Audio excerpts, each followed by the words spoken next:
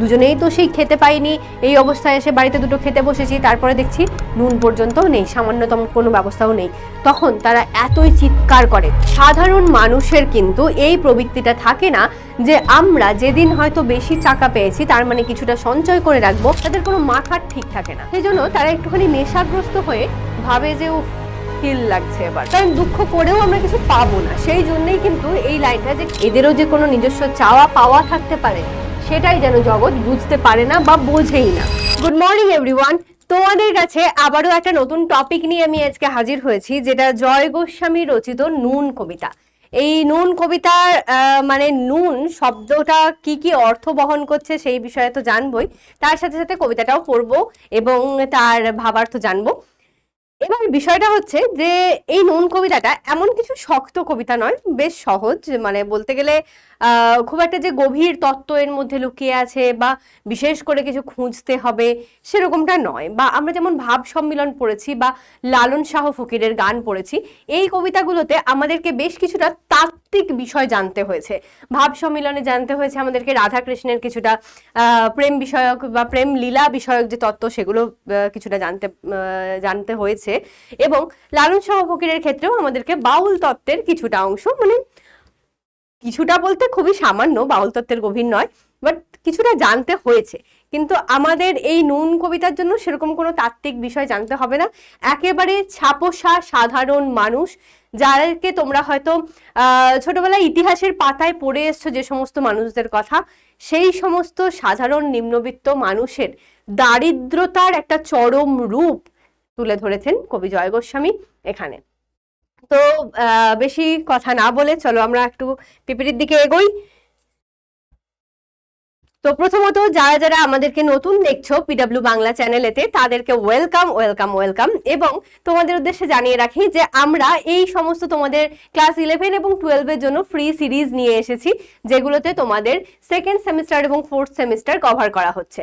তো যেহেতু তোমরা ক্লাস 11 আমার ভিডিওটা দেখছো, তাই তোমাদের জন্য সেকেন্ড সেমিস্টারের জন্য ফ্রিতে এই ব্যাচটা, যেখানে তোমরা কিন্তু সমস্ত মেটেরিয়ালগুলো পেয়ে যাবে পিডব্লিউ বাংলার অ্যাপেতে, মানে পিডব্লিউ অ্যাপেতে।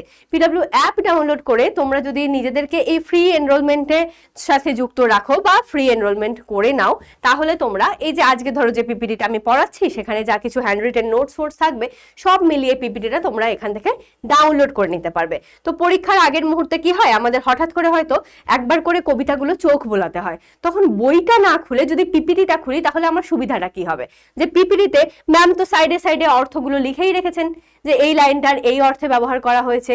সাপোজ এই কবিতাতেই কিনে আনি গোলাপ চারা কি অর্থে ব্যবহার করা হলো, বা বাপ বেটা দুভাই মিলে কেন বলা হলো, এই সমস্ত লাইনগুলোর অর্থ সাইডে সাইডে লেখা থাকবে। তো সেই সময় তোমাদের এই পিডিএফটা ভীষণ ভীষণ কাজে লাগবে, জাস্ট এক ঝলক চোখে দেখার জন্য। তো আর দেরি না করে তোমরা এনরোলমেন্ট করে নিতে পারো। হ্যাঁ, তার সাথে সাথে বলে রাখি পিডব্লিউ বাংলা চ্যানেলেতেও তোমরা যুক্ত হয়ে যাও, যেটা হোয়াটসঅ্যাপ চ্যানেল। অবশ্যই কেউ কেউ আমাকে জিজ্ঞেস করেছিলে বা আমার ভিডিওতে কমেন্ট করেছিলে অ্যাকচুয়ালি, যে ম্যাম পিডব্লিউ বাংলা এই হোয়াটসঅ্যাপ চ্যানেলটা কি ফ্রিতে নাকি টাকা দিয়ে কিছু করতে হবে? কোনো টাকা পয়সা নয় বাবা, যেমন ভাবে হোয়াটসঅ্যাপেতে বিভিন্ন চ্যানেল থাকে, জাস্ট গিয়ে চ্যানেলে তোমরা জয়েন থাকবে, আর কিছুই না। এই চ্যানেলেতে কি পাবে, সেখানে হচ্ছে যে টপিকটা পড়াচ্ছি সেই টপিক থেকে ইম্পর্টেন্ট কিছু নোটস পাবে বা কোয়েশ্চেন্স পাবে, যেগুলো বলতে পারো এক প্রকার সাজেশন, যে এই কবিতা থেকে বা এই গল্প থেকে কোন কোন ধরনের প্রশ্ন আসতে পারে, সেরকম ইম্পর্টেন্ট কিছু কোয়েশ্চেন্স তোমরা পেয়ে যাবে পিডব্লিউ বাংলা অ্যাপেতে, এই সরি পিডব্লিউ বাংলা হোয়াটসঅ্যাপ চ্যানেলে। তো এটাতেও জয়েন হয়ে যেও তোমাদের সুবিধার্থে। হ্যাঁ, দেন এবার আসবো কবি জয় গোস্বামী নিয়ে কিছু কথায়। কবি জয় গোস্বামীকে তোমরা যে আজকেই প্রথম চিনছো বা জানছো এমনটা নয়, কারণ জয় গোস্বামীকে তোমরা আগেও পড়েছো, জেনেছো ক্লাস 10-এতে, রাইট? বেশ, জয় গোস্বামীর বেশ কিছু এরকম কবিতা রয়েছে যেগুলোতে সামাজিক প্রেক্ষাপট খুব সুন্দরভাবে উঠে এসেছে। সেটা যুদ্ধের বিরুদ্ধে শান্তির বার্তা হোক, সেটা হোক কোনো দুঃখী সাধারণ মানুষের কথা, এরকম বেশ কিছু কবিতায় লক্ষ্য করা যায় তার এই সামাজিক বিষয় যে তার মনকেও কতটা নাড়া দিয়েছিল সেগুলো। কবিতা কাব্য মানেই আমরা কিরকম ভাবি, উফ জানেন তো ম্যাম একটা হেব্বি কবিতা লিখেছি। কি কবিতা? যে আমাদের মনের যে ভাবাবেগ সেই দিয়ে একটা কবিতা লিখেছি।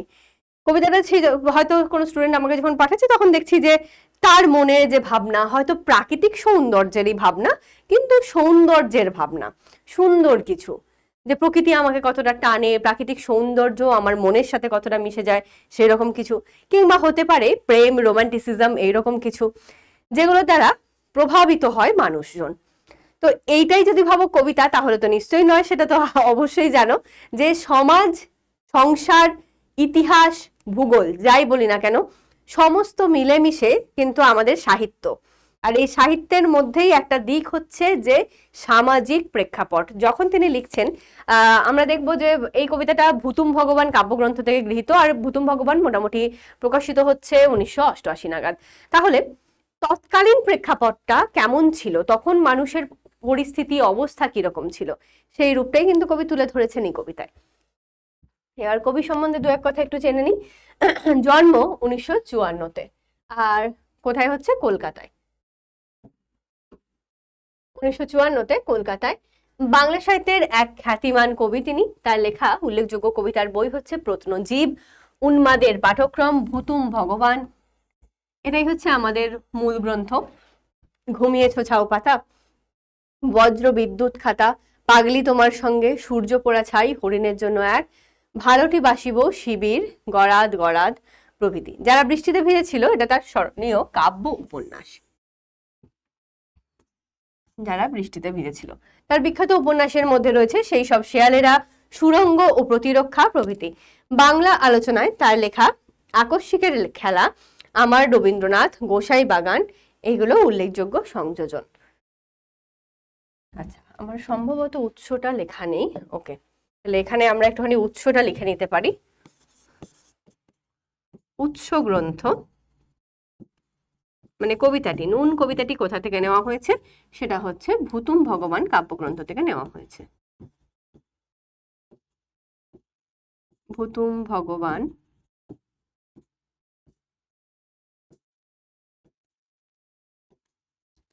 কাব্যগ্রন্থ, এখান থেকে গৃহীত হচ্ছে আমাদের এই মূল পাঠ্য যেটি নুন কবিতাটি। এবার কবিতা পড়তে পড়তে আমরা একটুখানি যাই, কিন্তু তার আগে নুন এই শব্দের একটুখানি তাৎপর্য বলবো। নুন জিনিসটা কি? আমরা জানি যে আমরা আমাদের যে কোনো মানে যখন খাবার খাই, ধরো কোনো তুমি মুড়ি খাচ্ছ, ভাতের কথাও বাদ দাও, মুড়ি খাচ্ছ, ঠিক আছে?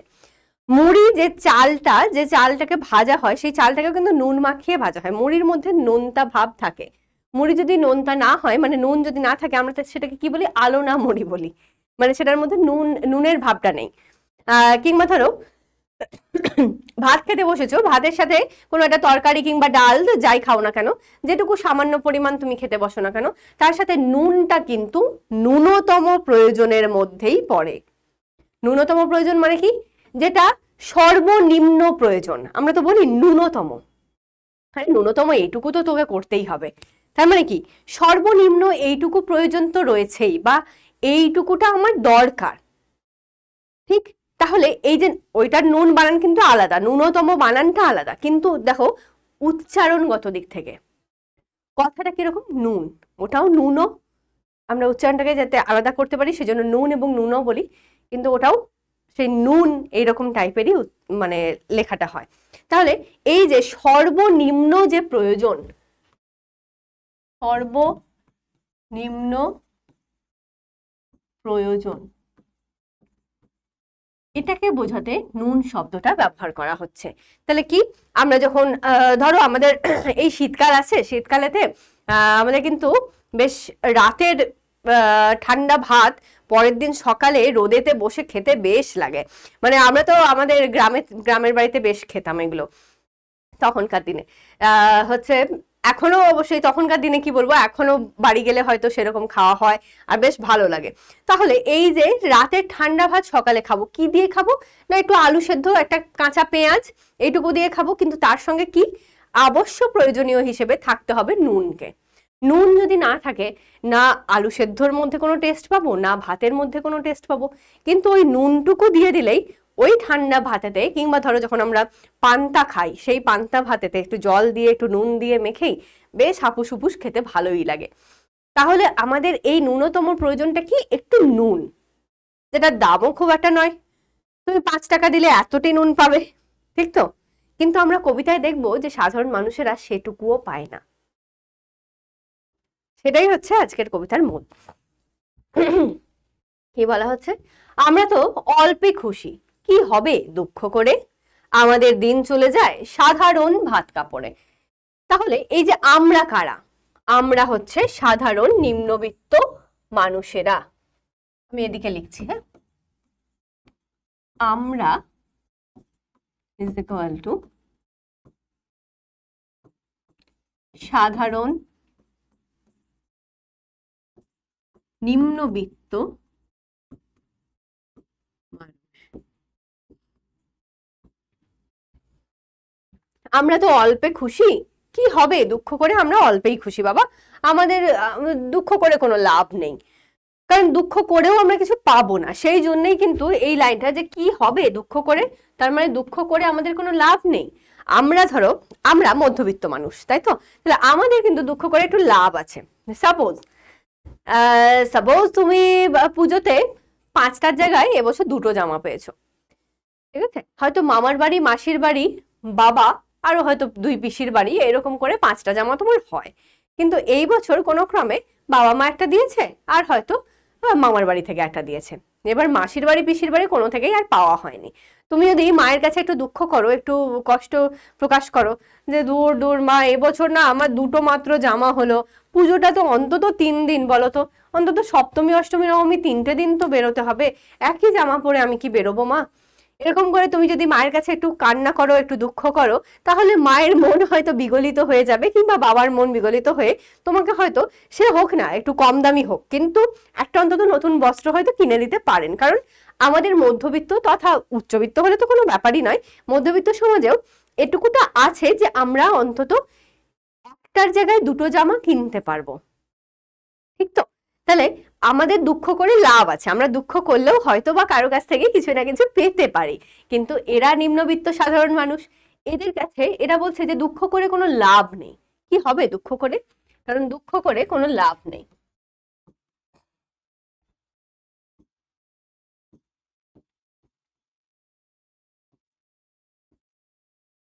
কোনো লাভ নেই, ঠিক। আমাদের দিন চলে যায় সাধারণ ভাত কাপড়ে। তাহলে সাধারণভাবে ভাত কাপড়, যেটুকু মানে বেসিক নিড যেটা আমরা বলে থাকি, যে খাদ্য বস্ত্র বাসস্থান, যেটুকু সামান্য না হলে নয়, সেটুকুতেই আমাদের দিন চলে যায়। চলে যায় দিন আমাদের অসুখে ধার দেনাতে, রাত্রিরে 2 ভাই মিলে টান দিই গঞ্জিকাতে। চলে যায় দিন আমাদের, আমাদের দিন কিভাবে চলে যাচ্ছে, অসুখে ধার দেনাতে। তার মানে কি, আমরা লোককে বলছি যে আমাদের দিন মোটামুটি কেটে যাচ্ছে, কোনো অসুবিধা নেই। তার মানে আমরা ভালো থাকার অভিনয় করছি, আসলে আমরা কিন্তু ভালো নেই, কিন্তু ভালো থাকার একটা অভিনয় করছি যে আমাদের দিন কেমন করে যাচ্ছে, অসুখে, সুখী হয়ে কিন্তু নয়, অসুখ, অসুখের মাধ্যমে। অর্থাৎ তাদেরও শরীরে দুঃখ কষ্ট অসুখ বা কোনো রোগ জ্বালা ব্যাধি আছে। ধার দেনাতে, তারা সামান্য লোক, তারা ধার দেনা করে তবেই হয়তো সংসারটা চালাতে পারে, ধার দেনা করে সংসার চালায়।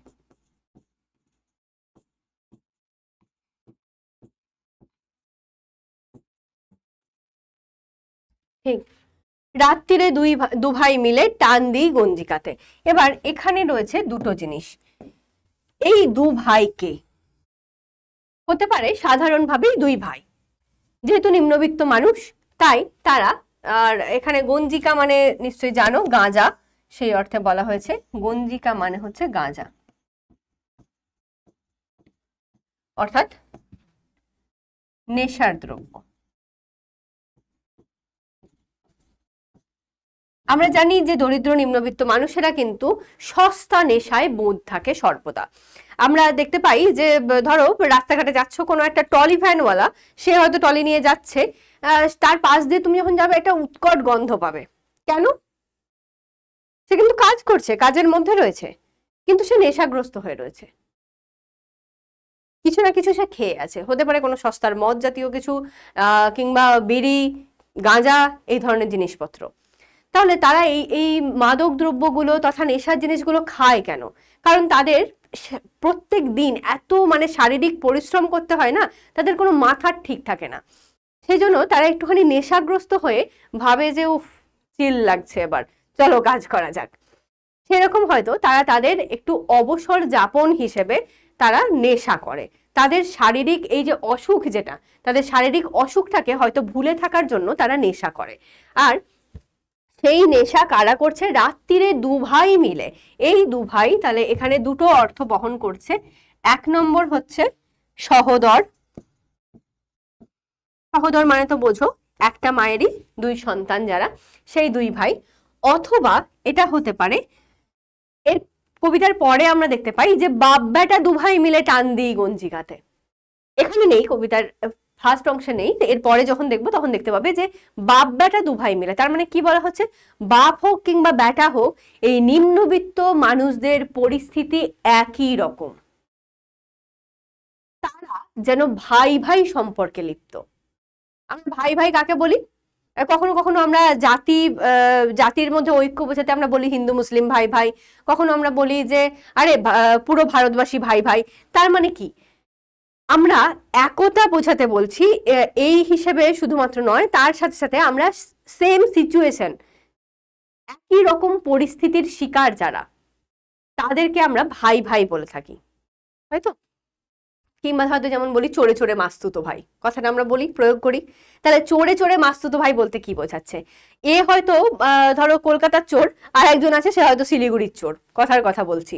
তাহলে দুজনে দুটো পুরো আলাদা জোনেতে সে চুরি করে বেড়ায়। দুটো চোরকেই হয়তো ধরা হয়েছে, ধরে হয়তো এই আলিপুর সেন্ট্রাল জেলেতে ধরা হয়েছে। তাহলে সেই চোর আর চোর, চোরে চোরে মাস্তুতো ভাই কেন বলা হয়? কারণ তাদের পরিস্থিতিটা একই রকম, তারা একই ধরনের কাজ করে। ঠিক সেই রকম ভাবেই দুই ভাই বলতে এখানে একই পরিস্থিতি সম্পন্ন মানুষগুলোকে বলা হচ্ছে। একই অবস্থা বা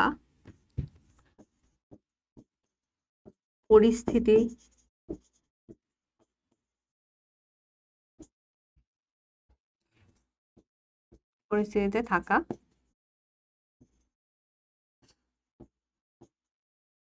মানুষজন। ঠিক আছে, তাহলে আশা করছি দুই ভাই শব্দের অর্থটা আমি বোঝাতে পারলাম। আরেকবার শর্টে বলে দিচ্ছি, আমরা তো অল্পে খুশি কি হবে দুঃখ করে, আমাদের দিন চলে যায় সাধারণ ভাত কাপড়ে। আমরা বলতে সাধারণ নিম্নবিত্ত মানুষেরা, যারা নিজেরা মানে উত্তম পুরুষে নিজেরা বলছেন আর কি, নিজেদের গল্প যেন নিজেরাই বলছেন, এরকম ভাবে কবিতাটা তৈরি করা হয়েছে যে আমরা আমাদেরই গল্প বলছি, যে আমরা তো অল্পে খুশি কি হবে দুঃখ করে, দুঃখ করে কোনো লাভ নেই আমাদের, কেউ আমাদেরকে সহযোগিতার হাত বাড়িয়ে দেবে না। আমাদের দিন চলে যায় সাধারণ ভাত কাপড়ে। সাধারণ যেটুকু ভাত কাপড় আমরা পাই সেটুকুতেই আমরা কায়িক পরিশ্রম করে যেটুকু সামান্য পাচ্ছি সেইখানেতেই আমাদের দিন চলে যাচ্ছে। চলে যায় দিন আমাদের অসুখে ধার দেনাতে। আমাদের দিন কেমন করে চলে যায়?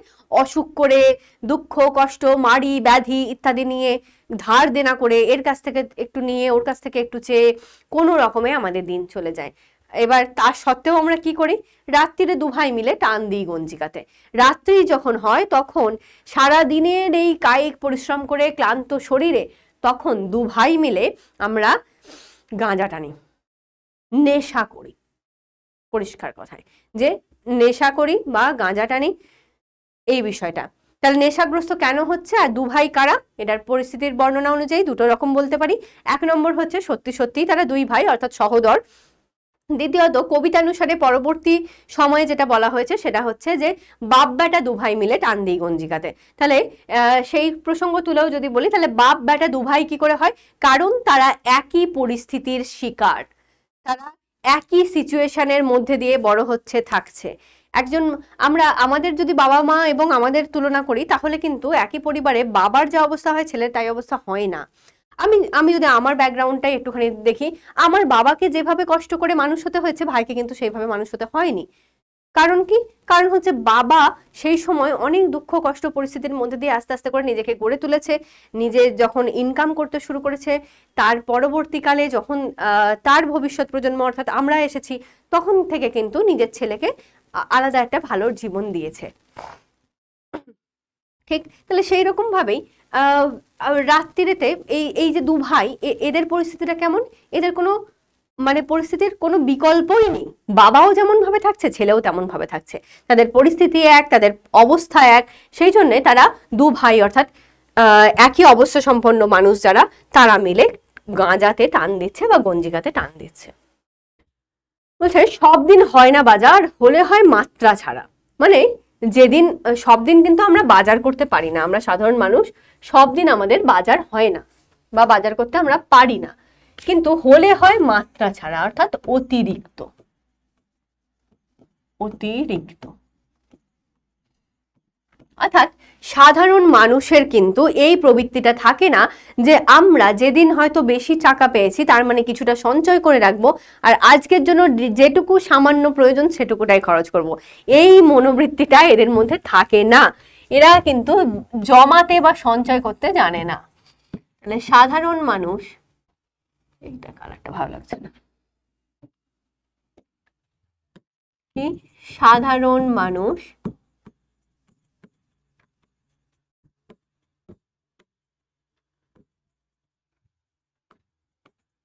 সঞ্চয় করতে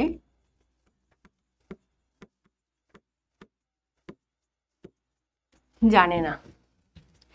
ঠিক, তাহলে সাধারণ মানুষ সঞ্চয় করতে জানে না, তারা কি করছে, তারা কোনোদিন বাজার হচ্ছে তো হচ্ছে, কোনোদিন হচ্ছে না, কিন্তু যেদিন হচ্ছে, যেদিন তাদের হয়তো ইনকাম একটু ভালো হয়েছে, সেদিন মাত্রা ছাড়া বাজার করে আনছে, অর্থাৎ যার কোনো হিসেব নেই।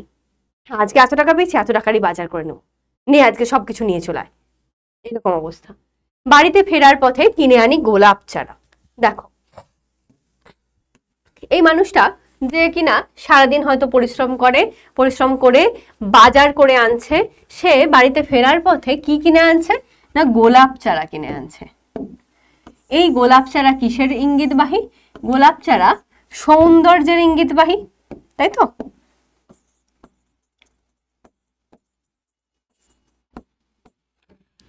সৌন্দর্যের ইঙ্গিতবাহী। তাহলে একটা নিম্নবিত্ত সাধারণ দুঃখী মানুষের মনেও তো সৌন্দর্য ভাবনা থাকতে পারে, তাদের মনের মধ্যেও তো রোম্যান্টিসিজম থাকতে পারে। একটা গোলাপ বললেই আমরা কি বুঝি? গোলাপ বললেই আমাদের মনে পড়ে হয়তো 14ই ফেব্রুয়ারির কথা, তাই না? মনে হয় যে উফ, সেই দিন যেদিন একেবারে চারিদিকে গোলাপের ছড়াছড়ি, রাস্তায় যদি বেরিয়েছি, মানে আমি কোনো মেয়ে কিংবা ছেলেকে দেখি না যার হাতে হয়তো গোলাপ নেই, এরকম অবস্থা। তো তাহলে এই যে গোলাপ প্রসঙ্গটাই এসেছে এরকমই, যে সৌন্দর্য চেতনা তার সাথে সাথে কিন্তু রোম্যান্টিসিজম, তাই না? তাহলে সৌন্দর্য চেতনা, আর একটা বলতে পারি যে রোম্যান্টিসিজম।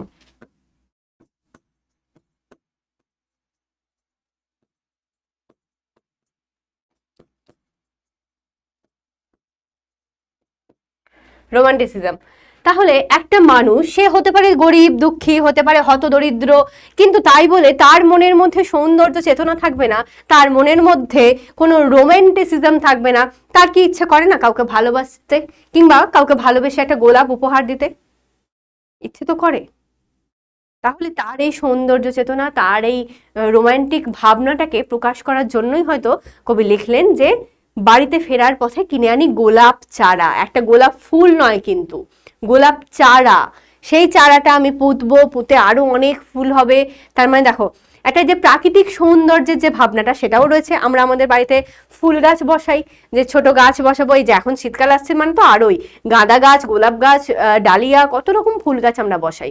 যে চারা কিনে আনবো, বসাবো গাছ, দুদিন পর তাতে ফুল হবে, কত সুন্দর লাগবে আমাদের পরিবেশটা। তাহলে সেই হয়ে গেল আমার সৌন্দর্য চেতনা।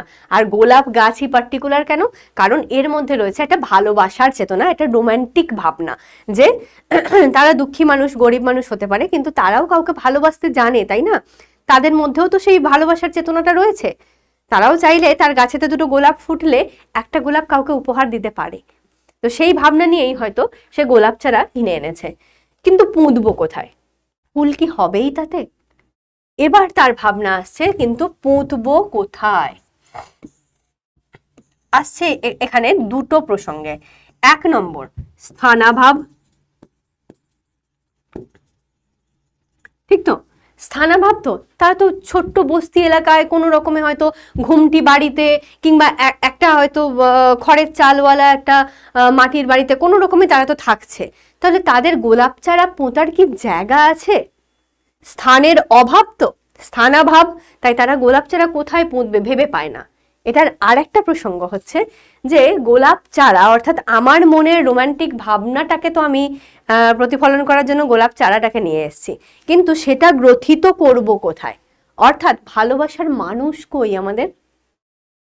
আমরা তো নিম্নবিত্ত সাধারণ লোক, আমাদেরকে কে ভালোবাসে? এই যে সরকারি জিনিসপত্র চলছে, আচ্ছা এখানটা একটা জিনিস বলে রাখি, সেটা হচ্ছে যে ভূতুম ভগবান বললাম 1988 নাগাদ প্রকাশিত। তাহলে আমরা বুঝতে পারি যে ভারত স্বাধীন তো হয়ে গেছে, কিন্তু স্বাধীনতা স্বরূপ যে স্বাধীন মনোবৃত্তি, যেটা যে আমরা স্বাধীন, আমাদের আর কোনো বাধা নেই, আমরা সমস্ত সবকিছু জয় করতে পারি, সবকিছু পেতে পারি, তাই কি ভারতবর্ষ, যেটা একেবারে বলতে পারি যে রত্নের আকর, এইরকম একটা জায়গা যেখানে এত এত শস্য ফলে, এত খনিজ রয়েছে, কিন্তু সবই তো ইংরেজরা লুট করে নিয়ে গেছে। এতদিন ধরে তারা বাণিজ্য করেছে, সম্পদের বহির্গমন তত্ত্ব আমরা ইতিহাসে পড়েছিলাম। তাহলে সেই সম্পদের বহির্গমন সমস্ত কিছু হয়ে গেছে, তারা লুটপাট করে নিয়ে চলে গেছে। আমাদের সমাজ তিনটে ভাগে ভাগ হয়ে গেছে, উচ্চবিত্ত, মধ্যবিত্ত, নিম্নবিত্ত। আর নিম্নবিত্তরা নিম্নবিত্তই থেকে যাচ্ছে, তারা কখনোই মধ্যবিত্তে চলে আসতে পারছে না। আর এই নিম্নবিত্ত মানুষদেরই তাদের হচ্ছে স্থানাভাব, হচ্ছে খাদ্যাভাব, হচ্ছে বস্ত্রের অভাব, ন্যূনতম যেটুকু প্রয়োজন সেটুকুর অভাব ঘটছে তাদের। তাহলে সেই মানুষগুলো তারা তখন বলছে যে তাহলে গোলাপ চারা তো কিনে আনছে, কিন্তু স্থানের অভাব, আমরা পুঁতবো কোথায়? কিন্তু আর একটা জিনিস হচ্ছে, এই যে রাষ্ট্র, এই যে গভর্নমেন্ট যারা বলছে যে আমরা মানুষকে খাদ্য বস্ত্র বাসস্থান দেব তথা কোনো কাজ দেব, যাই দেই না কেন, তাহলে তারা কি সত্যি সত্যি সবকিছু দিচ্ছে? একেবারে নিম্নবিত্ত মানুষেরা মোটামুটি এই বেসিক নিডগুলো পেয়ে তারা কি ভালো করে জীবন কাটাতে পারছে? পারছে না।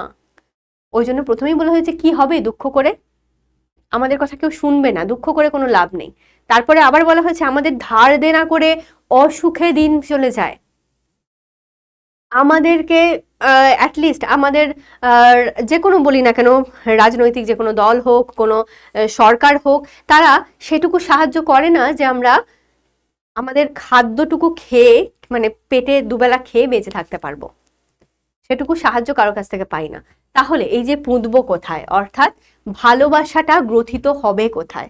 ভালোবাসার কোনো মানুষ নেই, ভালোবাসার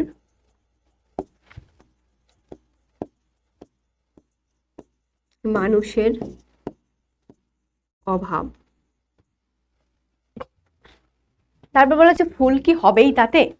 তাহলে সেখানেও একটা সংশয় যে পুঁতবো কোথায়। প্রথম কথা তো যে আমি ওটাকে তো নিয়ে এসেছি, কিন্তু পুঁতবোটা কোথায়?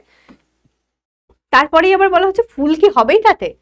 আমি তো দুটো ফুলের আশা নিয়ে এসেছিলাম, তাহলে সেই একই কনসেপ্ট এটা চলছে যে আমি গোলাপ চারাটাকে একটা সৌন্দর্যের প্রতীক রূপে, ভালোবাসার প্রতীক রূপে নিয়ে এসেছি, কিন্তু সেই ভালোবাসার হাত বাড়িয়ে দেওয়ার জন্য কোনো মানুষ আমাদের কাছে নেই, তাহলে পুঁতবো কোথায়? তথা আমাদের বাড়িতে জায়গা নেই, আমি কোথায় পুঁতবো তাই তো ভেবে উঠতে পারিনি। আমি আমার মধ্যে সৌন্দর্য চেতনা আছে বলে আমি রাস্তা দিয়ে আস্তে আস্তে বাজার করতে করতে গোলাপ চারা কিনে তো নিয়ে চলে এসেছি, কিন্তু পুঁতবো কোথায়? স্থানাভাব। তথা ভিতরকার অর্থে হিসেবে যদি দেখি তাহলে ভালোবাসার মানুষের অভাব, যে আমি সেই ভালোবাসার জিনিসটাকে গ্রথিত করব কোথায়? কিংবা যদি আমি কারোর দিকে ভালোবাসার হাতটুকু বাড়িয়েও দিই, হয়তো পুঁতে দিয়েছি, অর্থাৎ আমার ভালোবাসাটা আমি কারোর দিকে বাড়িয়ে দিয়েছি, কিন্তু ফুল কি হবেই তাতে? আমরা একটা কথা বলি ফ্রুটফুল, যে এখানে আমরা যে যে কাজটা করছি সেটা কি আদৌ কোনো কিছু কার্যকরী হবে? ঠিক সেই রকমই যে আমরা কারোর প্রতি ভালোবাসার হাত তো বাড়িয়ে দিচ্ছি, কিন্তু অপর পক্ষ থেকে তারা কি আমাদেরকে ভালোবাসবে? ভালোবাসার ফুল কি ফুটবে? তথা সৌন্দর্যের ফুল কি ফুটবে আমাদের মধ্যে? তাহলে একটা সংশয় দেখা দিচ্ছে।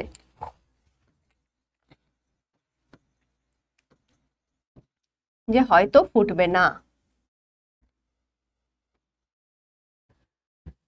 সে অনেক পরের কথা, টান দিই গঞ্জিকাতে।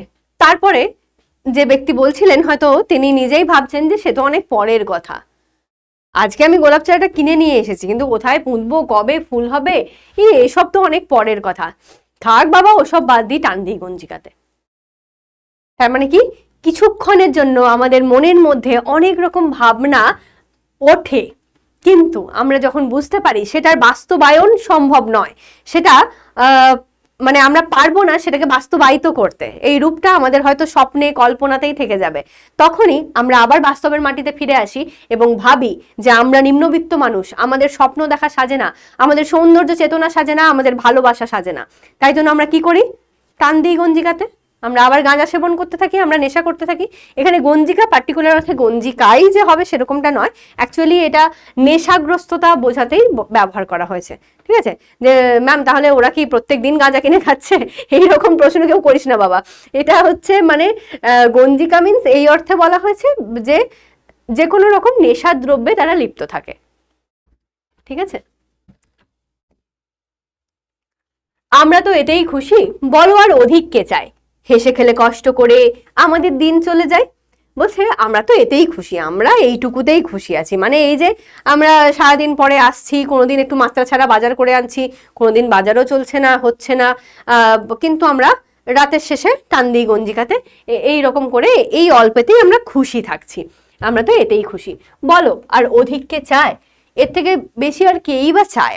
আমরা তো আর বেশি চাই না, এইটুকুই ঠিক আছে। হেসে খেলে কষ্ট করে আমাদের দিন চলে যায়, কখনো হেসে খেলে কখনো বা কষ্ট করে, সবই দেখো ভালো মন্দ দুটোই মিলিয়ে আমাদের দিন চলে যায়। ভালো মন্দ মিলিয়ে আমাদের দিন চলে যাচ্ছে, বেশ। মাঝে মাঝে চলেও না দিন, বাড়ি ফিরি দুপুর রাতে, খেতে বসে রাগ চড়ে যায়, নুন নেই ঠান্ডা ভাতে। কি বলছে? মাঝে মাঝে চলেও না দিন। প্রথমে কি বললেন কবি বা তথা কথক, কি বলছে? যে আমাদের তো এতেই খুশি, আমাদের তো এইভাবেই দিন চলে যায়। তারপর তার মনে হচ্ছে যে না, সত্যি কি দিন আমাদের চলে যায়? মাঝে মাঝে চলেও না দিন, মাঝে মধ্যে আমাদের দিনও চলে না। বাড়ি ফিরি দুপুর রাতে, বাড়ি ফিরি রাত দুপুরে, আমরা কথায় কথায় বলি না রাত দুপুরে, রাত দুপুর মানে কি? একেবারে গভীর রাত্রি, রাত দুপুর is equal to গভীর রাত। তাহলে মাঝে মধ্যে আমরা বাড়ি ফিরি দুপুর রাতে, মানে রাত গড়িয়েও মানে একদম গভীর নিশুতি রাত হয়ে গেছে, তখন আমরা ফিরছি। তখন মানে কি? সারা দিনের কায়িক পরিশ্রম হচ্ছে, পরিশ্রম করতে করতে আমরা একেবারে যে হয়তো সন্ধ্যের মধ্যে আমাদের বাড়ি ফেরার কথা, কিন্তু যেখানে কাজ করি সেখানে হয়তো আমাদেরকে আরো অতিরিক্ত শ্রম দিতে হচ্ছে। সেখানকার মানুষ হয়তো এই নিম্নবিত্ত মানুষদেরকে দিয়ে একটু অতিরিক্ত খাটিয়ে নিচ্ছে, মধ্যবিত্ত সমাজ তথা উচ্চবিত্ত সমাজ খাটাতেই পারে। তাহলে সেই রকম মানুষেরা সারাদিন পরেও বাড়ি ফিরছে দুপুর রাতেতে, খেতে বসে রাগ চলে যায়। এবার যখন সে খেতে বসছে, অত রাত দুপুরে এসেছে দেখো তো লোকটা, তাহলে ওই রাতের বেলা বসে যখন খেতে বসছে তখন কি দেখছে? যে নুন নেই ঠান্ডা ভাতে। কি আশ্চর্য! এই যে সামান্য প্রয়োজনটুকুও নেই,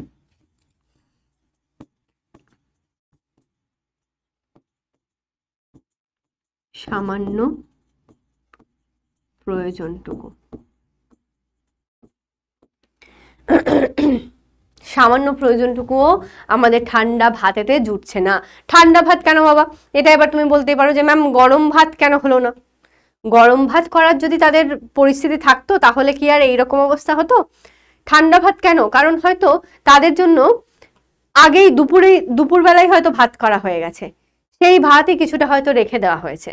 বারবার যে আগুন জ্বালিয়ে একটা ভাতকে ফোটাবে, তার জন্যেও তো কিছু এই যে কাঠ, মানে কিছু ধরো যেগুলো আমরা বলি যে পাটকাঠি বা হয়তো যে কোনো জ্বালানি আর কি, যে কোনো ধরনের জ্বালানির ব্যবস্থার প্রয়োজন। তাহলে এই মানুষগুলোর কাছে কি সেটুকুও সম্বল রয়েছে যে তারা দুবেলা দুমুঠো ওরকম চালকে ফুটিয়ে ভাত রান্না করে তারপর খেতে পাবে? সেটুকুও তাদের কাছে নেই, তারা ঠান্ডা ভাত খাচ্ছে। তাহলে হয়তো সেটা দুপুরের ভাত তথা হতে পারে যে বিকেলের ভাত, সেই বিকেলের ভাত কখন খাচ্ছে? হয়তো রাত 2টোর সময় খাচ্ছে, সে রাত দুপুরে এসে ফিরে তখন খেতে বসেছে রাত 1টা 2টোয়, তখন ঠান্ডা হয়ে গেছে ভাত। কিংবা হয়তো বাসি ভাত, সেই অর্থেও ঠান্ডা ভাত হতে পারে, ঠিক, তাহলে এই যে ঠান্ডা ভাত, সেখানে অন্তত ন্যূনতম প্রয়োজন বা সামান্যতম প্রয়োজন যেটা, সেটা কি, সেটা হচ্ছে নুন। একটুখানি নুন থাকলেই হয়। আমাদের মতো তাদের অন্য কিছুই চাই না। আমরা যদি বলি যে হ্যাঁ ঠান্ডা ভাত, মা একটু গরম দুধ দাও তো, দুধটাকে একটু গরম করে দাও তো, ভাতটা ঠান্ডা হয়ে গেছে তো কি হয়েছে, একটু গরম দুধ আলু সেদ্ধ দিয়ে নুন দিয়ে মেখে খেতে ভালোই লাগবে, তাহলে একটু খাওয়া যাবে। সেটুকু তো নেই। আলু নুন মানে আলু দুধ এসব তো পরের কথা, বাদই দাও, সামান্য নুনটুকুও তাদের জুটছে না। রাগ চড়ে মাথায় আমার, আমি তার মাথায় চড়ি, বাপ বেটা দুভাই মিলে সারা পাড়া মাথায় করি।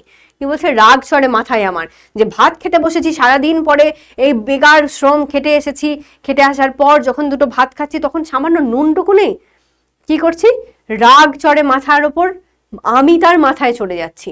মানে কথার ব্যাখ্যাটা কিরকম, যে অতিরিক্ত রাগের প্রকাশ, অতিরিক্ত রাগের যে বহিঃপ্রকাশ,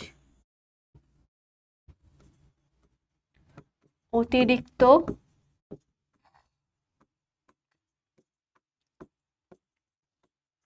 রাগের বহিঃপ্রকাশ। ধরো বাবা এবং ছেলে, এই যে বাপ বেটা দুভাই মিলে সারা পাড়া মাথায় করি। বাপ বেটা দুভাই কেন, কারণ দুজন মিলেই হয়তো সেই একই রকম শারীরিক শ্রম করতে যায়, পরিবারের উপার্জনের জন্য তারা দুজন মিলে বেরোয়, দুজন মিলেই সেই কায়িক শ্রম দিয়ে দুটো টাকা অর্জন করে নিয়ে আসে, উপার্জন করে নিয়ে আসে, যেগুলো দ্বারা তাদের সংসার চলে। তাই এখানে আমি লিখতে পারি যে বাপ বেটা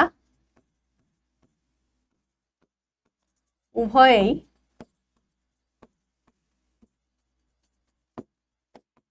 কায়িক পরিশ্রম করে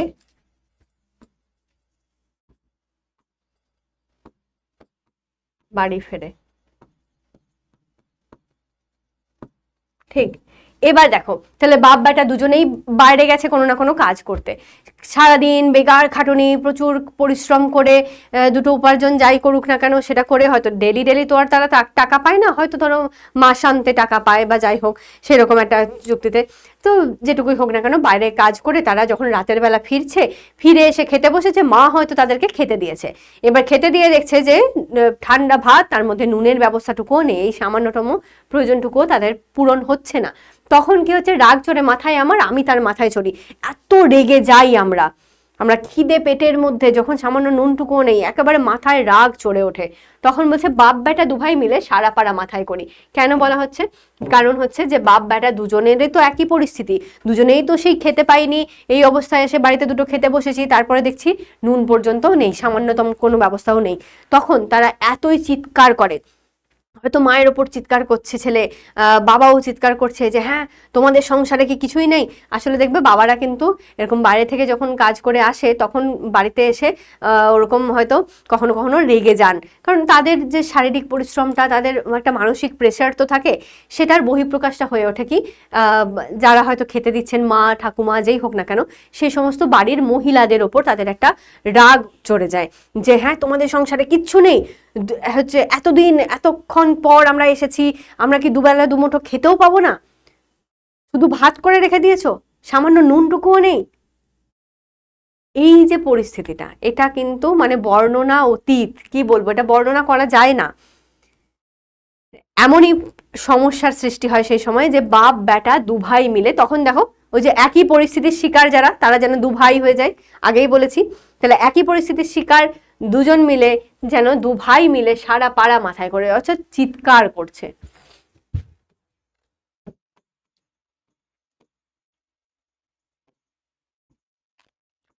ঠিক, করি তো কার তাতে কি, আমরা তো সামান্য লোক, আমাদের শুকনো ভাতে লবণের ব্যবস্থা হোক।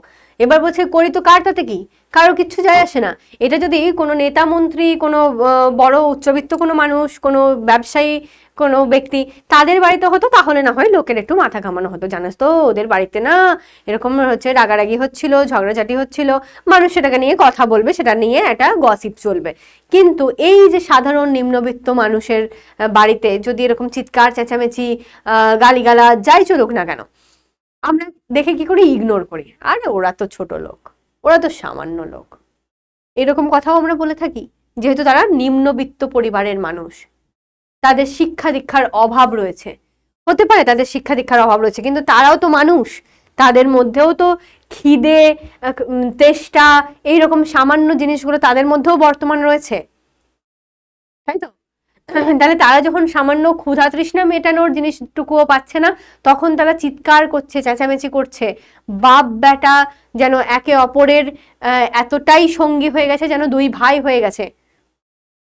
তারা দুজন মিলে কি করছে, সারা পাড়া মাথায় করছে, চিৎকার করছে, কিন্তু তাতে কারোর কিছুই যায় আসে না। আমরা তো সামান্য লোক, সেই জন্য আমাদের এইগুলোতে কারো কোনো যায় আসে না। আমাদের একটাই দাবি, এবার হচ্ছে একটা, এটা কিন্তু সাধারণ মানুষের দাবি, নিম্নবিত্ত মানুষের ন্যূনতম দাবি কি?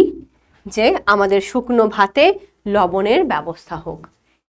এইটুকু সামান্য দাবি আমাদের রয়েছে, যে আমাদের আর কিচ্ছু চাই না, আমরা শুকনো ভাতটুকু নিয়ে নেব, সেইটুকু অর্জন করে নেব, একটু লবণের ব্যবস্থাটা হয়ে যাক শুধু। তাহলে যেন সরকারের কাছে একটা আর্জি জানাচ্ছে তারা, যে একটা রিকোয়েস্ট, যে আমাদের শুকনো ভাতেতে লবণের ব্যবস্থাটুকু হোক, এইটুকু আপনারা দয়া করে করে দিন, আর কিচ্ছু আমাদের চাই না।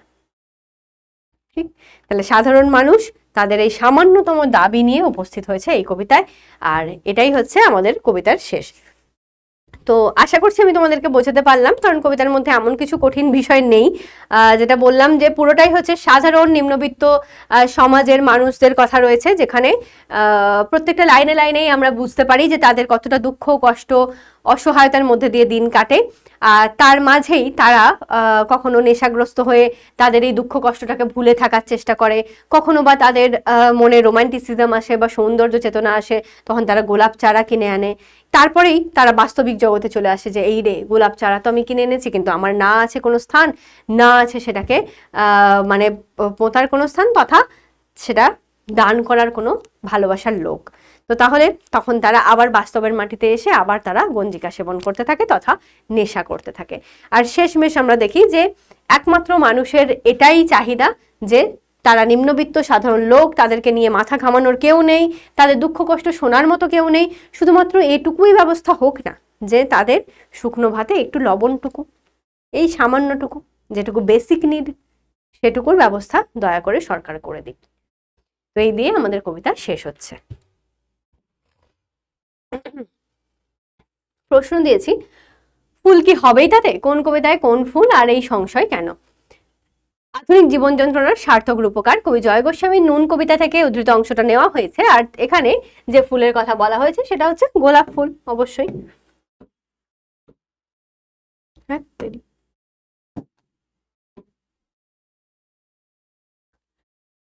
কথক কবি আলোচ্য কবিতায় 20 শতকের 60-এর দশকে নিম্নবিত্ত জীবনের হতাশা আর বঞ্চনার কথা তুলে ধরেছেন। অভাবের তাড়নায়, আচ্ছা এখান থেকে হয়ে যাচ্ছে আমাদের নেক্সট পার্টটা, কোন ফুল আর কেন বলা হয়েছে পরের পার্টটা। অভাবের তাড়নায় সংসারে সব দিন তাদের বাজার হয় না, আবার যখন তা হয় তখন কোনো হিসেবই কাজ করে না। ঠিক, হিসেব নেই, মাত্রা ছাড়া। সেদিন মাত্রা ছাড়া বাজারের সঙ্গে সঙ্গে কেনা হয় শখের গোলাপ চারা। এই শখের গোলাপ চারা কি? এটা আসলে দরিদ্র যুবকদের মনের গভীরের এক রোমান্টিক স্বপ্নের লালন।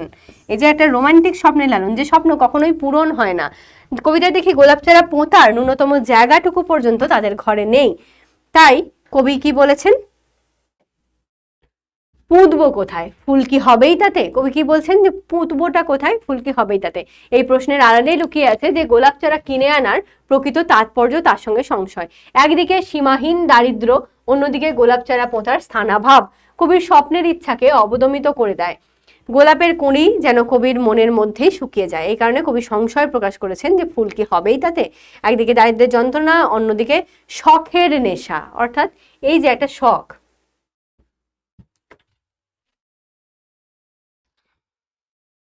তো এই বৈপরীত্যটা বোঝাতেই উদ্ধৃত পংক্তিটি ব্যবহার করা হয়েছে। এটা আমি তোমাদেরকে অলরেডি বুঝিয়ে দিয়েছি, তাও এবার কবিতার উত্তরের মাধ্যমে বুঝিয়ে দিলাম।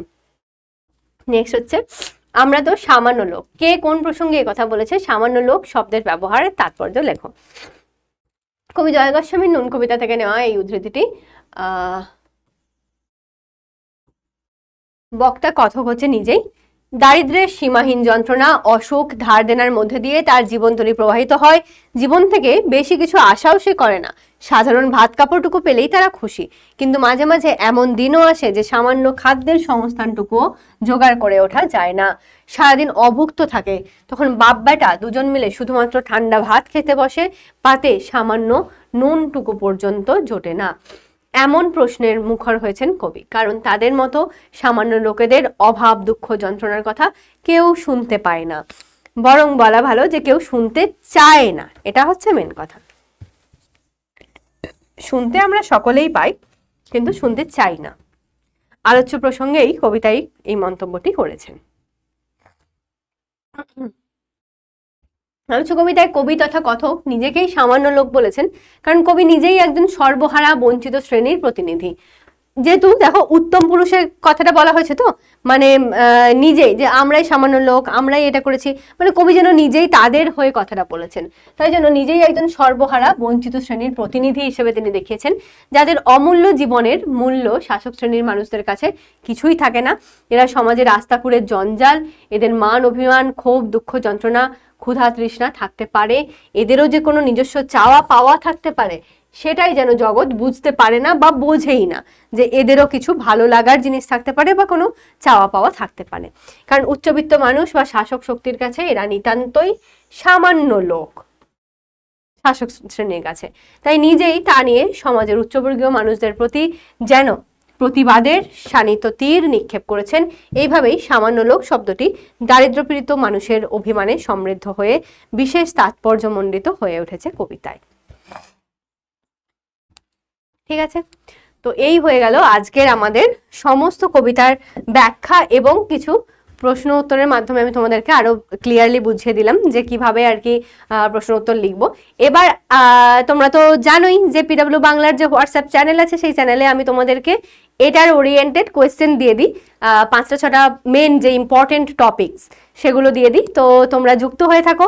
যারা যারা নতুন দেখছো তাদেরকে বলবো যে তাড়াতাড়ি যুক্ত হয়ে নাও, কারণ এটা ফ্রি, তোমাদের কোনো টাকা পয়সা লাগছে না, কোনো এক্সট্রা কিছু খরচ হচ্ছে না। নর্মাল যেটা আর কি তোমরা হোয়াটসঅ্যাপ চালাও সেরকমই একটা জাস্ট চ্যানেলেতে যুক্ত থাকবে। তাতে বেনিফিটটা কি হবে যে এখান থেকে তোমরা ইম্পর্টেন্ট কোয়েশ্চেনের সাজেশনগুলো পেয়ে যাবে, আর সেগুলো বাড়িতে তৈরি করো, দেখবে পরীক্ষায় ওগুলো থেকেই এসে গেছে। আর কি, আর কিছু সুবিধা চাই? এর থেকে বেশি আর সুবিধা নাই। তার সাথে সাথে পিডব্লিউর অ্যাপেতেও তোমরা আজকের এই সমস্ত পিপিটিটা, যেটা আমি যা যা লিখলাম আশেপাশে সমস্ত মিলিয়ে যে পিডিএফটা তৈরি হবে, সেটা তোমরা পেয়ে যাবে।